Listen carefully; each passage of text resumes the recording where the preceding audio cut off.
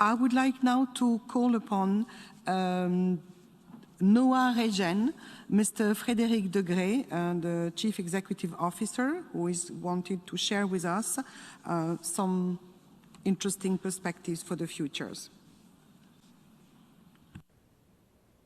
Merci de m'offrir l'opportunité de laisser un message d'espoir aujourd'hui.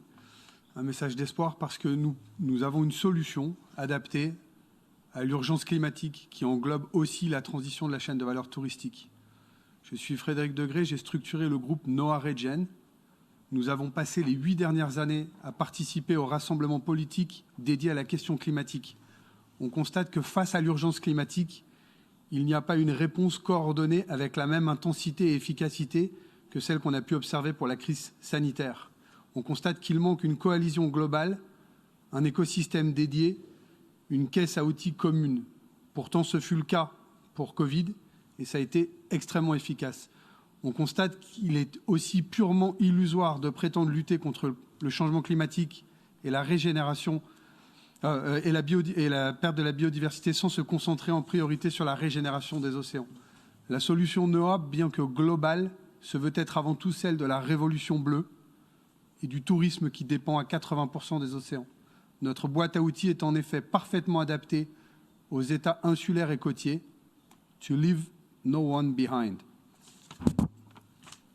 Par exemple, NOAA a créé The Blue Carbon Lab, une société de R&D maritime en mesure de proposer sous peu un nouveau standard de certification pour les Blue Carbon Credits, débloqué à partir de la séquestration du CO2 dans les océans. Ce marché est estimé entre 6 et 24 trillions de dollars à débloquer entre aujourd'hui et 2030.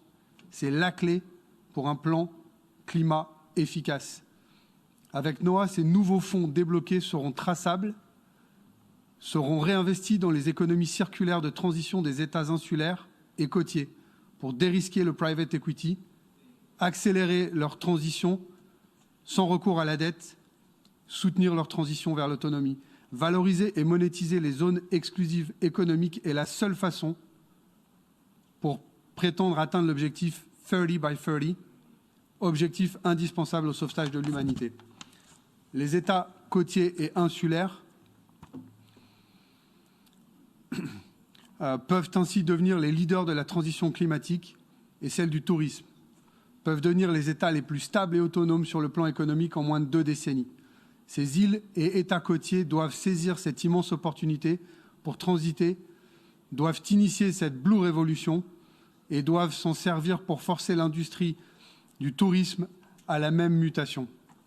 Merci déjà à l'excellente initiative du secrétaire général de l'Organisation mondiale du tourisme et de sa directrice exécutive qui ont donné un coup d'envoi stratégique avec l'initiative du Net Zero Tourism Facility dont NOAA et Panama ont déjà signé l'adoption durant la COP26 pour un tourisme inclusif et responsable.